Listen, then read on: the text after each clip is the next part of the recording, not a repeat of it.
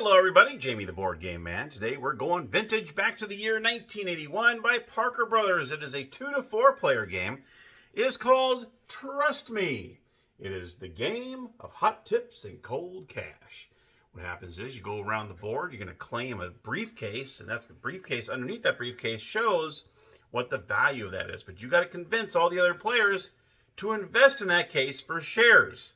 And then after everyone's had invested money into it, you keep the money, and then you flip over that case to see if maybe they gain the same amount of money as the shares. They might double their amount of money with the shares.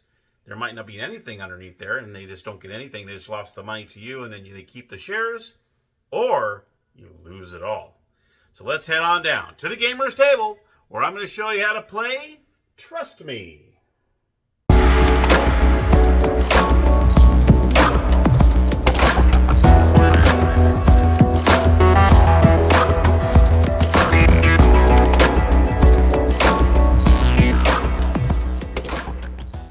Everybody, here we are at the gaming table with Trust Me. All right, let's take a look at the components of the game. You're going to have your game board. You're going to have one 6-sided die. You're going to have 4 of these player markers shaped as dollar signs. You're also going to have 12 briefcases that you're going to go ahead and place on every one of these spots here. You're also going to have dollars, or the money, the currency in the round. You also have shares, which match the same as the dollars. So you got 5, 10, as you can see the colors match the shares in the same denominations. You're also going to have Trust Me cards, and you'll also have these 4 claim markers, all right? And that is the component. That's the components of the game. You're going to have 20 of those Trust Me cards, and you're also going to have 1 of each color of these, and you're going to have 12 briefcases, okay? All right, so let's go ahead and get this started. All right, so the object of the game is to be the player with the greatest total of wealth at the end of the game. And that includes money and shares that you have at the end of the game. What triggers the end of the game is when there's 2 briefcases left on the board. As soon as that happens, game ends. You're going to count up how much money you have and the shares, and whoever has the most wins the game. Okay, so let's go ahead and start. I already showed you the setup. I'm going to go ahead and show you the 4 different types of briefcases that you'll find in the game. You'll have ones that will have $1 bill. You'll also have some that have $2 bills. All right. You'll also have some that will have nothing behind it. And you'll also have ones that say, "You've been had." Okay, and we'll go over those different ones in just a moment. So what you're going to do is you're going to go ahead and roll your die. Okay. And you're going to see how many spaces you roll. I rolled a 5. So for instance, I'm going to start off, I'm going to be the first player. I'm going to be blue. I can go ahead and go 1, 2, 3, 4, 5. Now you'll see in the front of all these briefcases, there'll be 3 colored spaces here. If you land on one of these spaces, you can choose to look underneath that briefcase to see what kind of value that briefcase has. Now I think this is the one I showed you during the setup here. This has nothing underneath it. But that does, I know that, but nobody else knows that. So now if I can choose on my next turn to claim that briefcase, we'll kind of go over that in a second. Okay, so what happens is I roll there, I can look at it, and that's it. Okay, everyone else is going to take their turn, they're going to roll their die, they're going to move their dollars, and then on my next turn I can decide, okay, do I want to claim that case or I just want to roll on and move on? Let's just say I decide I want to claim that case. So I'm going to go ahead and take, I'm the blue player, so I'm going to take the blue claim marker. This is the blue claim marker here. I'm going to place that right on top. That shows that I have claimed that briefcase. Okay. Now, what I want to do is there's 2 different ways I can do this. I can either make my way back to the Trust Me in the middle of the board, or I can maybe continue to kind of take a look at some other briefcases. Kind of take a schmooze, kind of look around. So in case anybody else wants to try to offer me a briefcase, I know what's in that briefcase. But as soon as you go back to that middle space, let's go ahead and talk about that. Let's just say on a concurrent turn, I roll and decide to head on back. Let's just say everyone's kind of out and about, like so. And I decide I'm going to go ahead and head my way back over here. Now, you do not have to land by exact count. You can go ahead and stop whenever you can. So if I'm right here and I have to roll a 5, I can just go 1 and stop. I don't have to land in that by exact count. What I do is I'm going to go ahead and offer up this briefcase. I'm going to say, okay, everybody, I've got a great briefcase here under the Silver Lining Mining Company. It's a great place. And each place has Each thing has like a little picture here, which is kind of cool. Has a very 80s look to this. And you're going to try to sell this briefcase. You're going to try to sell as many shares as you can. For each dollar you pay, that's how many shares you get. Now the increments come in 5, 10, 50, 150, and 100. At the very beginning of the game, you start off with $10 and 10 shares. Okay, so 2 5s and 2 5s. That's what you're going to. Each player is going to start off with. So let's say this player over here says, "Yeah, okay, I'll go ahead and buy 5 shares in that Silver Lining Mining Company." So this player over here, I'm using the bank. I'm sorry, but I'm going to use this as a player. They decide, okay, I'm going to do 5. So they're going to go ahead and they're going to already have 10 shares in front of them to begin the game. Okay, so he just bought 5 shares, so now he's up to 15 shares. Okay. This player over here decides, nah, I'll go ahead and pass. This player over here says, yeah, I'll go ahead and do 5. So he pays 5, and now he has 15 shares in his possession. And now I can buy shares of my own if I choose to do so. Okay? I can choose not to. I can choose to do so. Let's just say in this case I don't. Okay?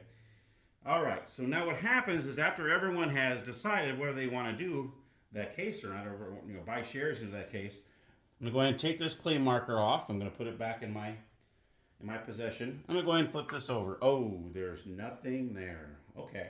So all that means is the money that the players put in the middle here, like this player and this player both put $5 in it. I would keep this cash. This cash is now mine. But nobody lost any shares. So nothing happens with that. So all happens is I gain $10 on that round. But everyone gets to keep the shares that they've possessed, okay? So they still have 15, they still have 15. That briefcase is now removed from the game, and then now play continues. Now let's just say Red came over here and landed right here. The Albuquerque Turkeys, all right? He goes ahead, and he's going to go ahead and take a peek. He's going to see, oh, you've been had. So now you'll probably know what this happens here, but I'll go ahead and go over he goes ahead and lays claim to this. All right. I know everyone once again decides, okay, he's going to have to make his way back into the middle. And as soon as he makes his way back in the middle, that's when you can go ahead and start offering the Albuquerque Turkeys. What's going on? Okay, so let's say this player over here has 15 shares, says, okay, I'll go ahead and do 5. He puts 5 in. He decides, you know what?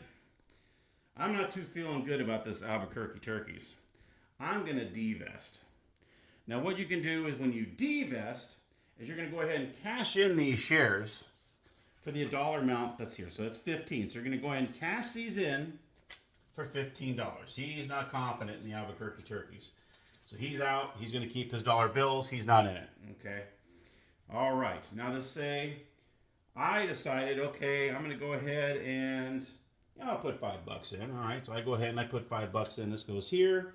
I get another share. I will start off with 10 and now I'll get 15. Okay. Now, everyone has done their thing. Red player is going to decide if they want to invest in it. And then we showed off. This marker comes off. All right. Flip it off. Oh, you've been had.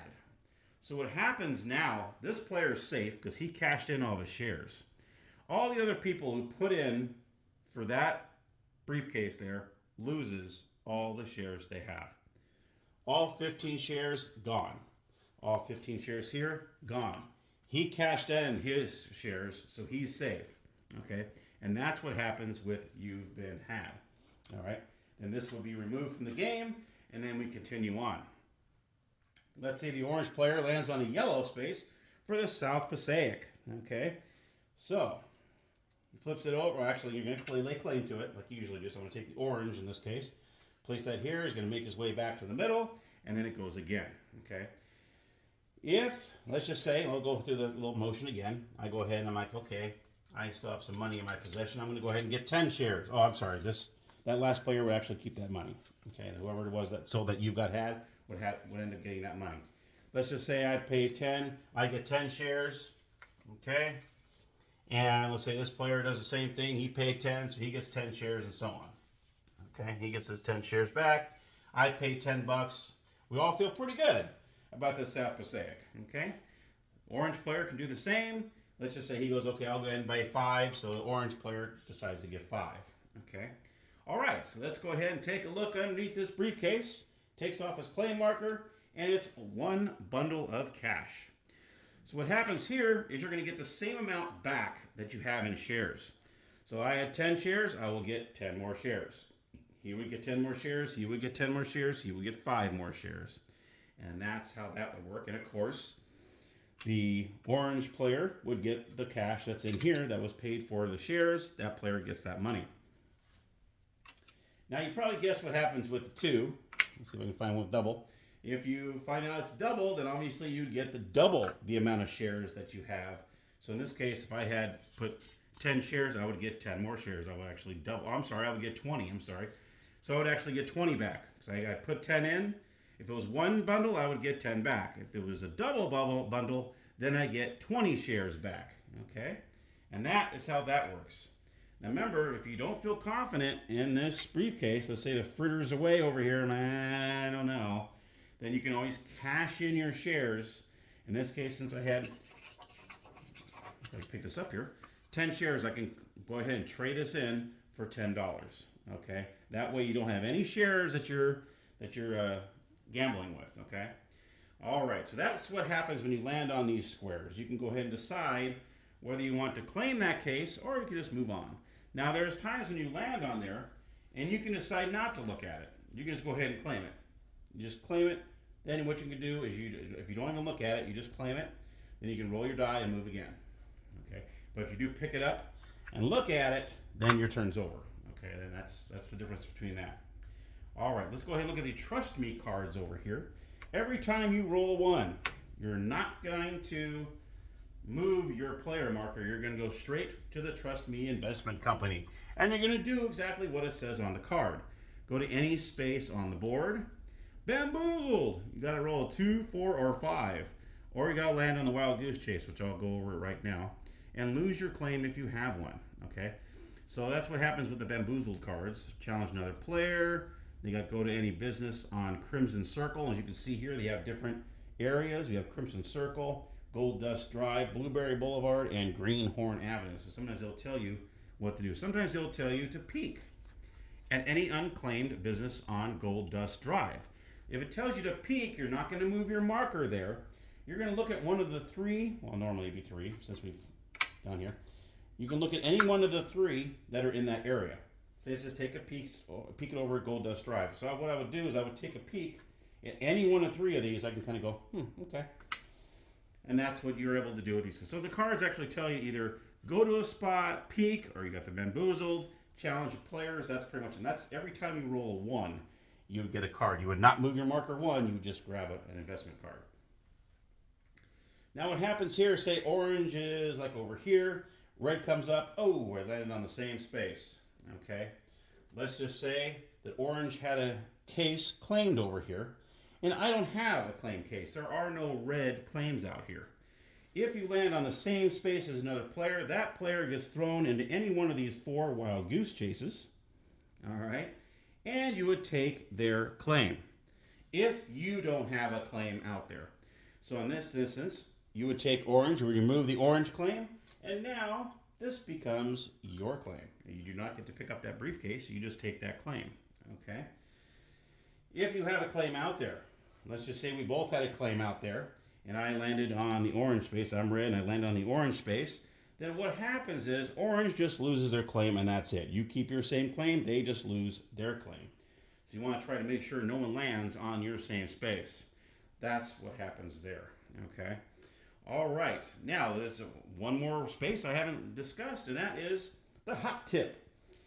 Whenever you land on a hot tip space, you may look under any one of the unclaimed briefcases in the specified area, and as soon as you do, your turn ends. You do not move your playing piece. Okay, good. I'm glad I made sure of that. So when you land on this, you're not going to move it over there. Any unclaimed. So in this instance, if green had one of these claimed over here on Blueberry Boulevard, like so, you cannot look at that case. You can only look at one of the other 2, but you will stay on that space. Okay? And that's pretty much the game. You're going to keep doing that until you reach 2 cases left. As soon as you go through all your wheeling and dealing and all that good stuff, and as soon as 2 cases are remaining, the game ends. You're going to count up the amount of cash and the shares you have, and whoever has the most wins the game. And that, my friends, is Trust Me. So let's head on up to the game room, and I'll give you my final thoughts. All right, everybody. So my final thoughts on Trust Me. Well, I think this is kind of a middle down the road kind of game. If it's a lot of money, I wouldn't really invest in it. If you could find it for a few bucks like I did, I think it was maybe like $5. I think I found this for at the thrift store when I was still living in California. Yeah, it'd be worth it. But if it's any more than that, I don't know. You know, it's I mean, there's a little strategy involved when you're trying to convince people, hey, this I got a really good share, but it's hard because you do that every single time you get one, and then it's an okay game. Like I said, I wouldn't run out and look for it or rush on eBay to go see if you could find a copy of it. But if you do find a copy of it at a thrift store or anything like that, for just a few bucks, I would get it. But it's more of a kid's game. I mean, adults could play it too, but I think it's maybe aimed a little more towards kids. But, adults could play this too. But it's an okay game. That's pretty much what my review is. It's an okay game. Like I said, it's not too earth-shattering. It's not too woo. I mean, it is what it is. You go around.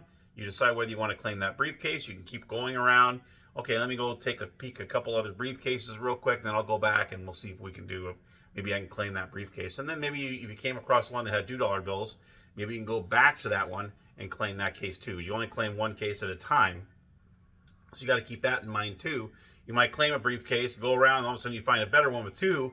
Oh, shoot, I already claimed one case already. So now I got to go back to the middle of the space or the middle of the board. Okay, now we can go ahead and take care of this claim case. Then you got to go back over to the other case.